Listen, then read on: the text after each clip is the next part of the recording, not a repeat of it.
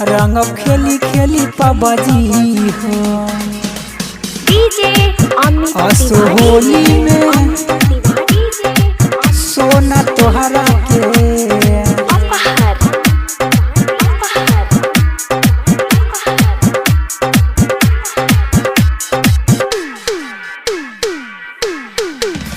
असो होली में सोना तोहरा के रंग खेली खेली पबजी हो असो होली में सोना तोहरा के रंग खेली खेली पबजी हो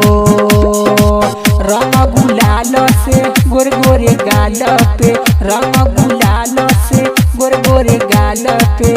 पूरा देह गीला कर दी हो असो होली में सोना तोहरा के रंग खेली खेली पबजी हो असो होली में सोना तोहरा के रंग खेली खेली पबजी हो डीजे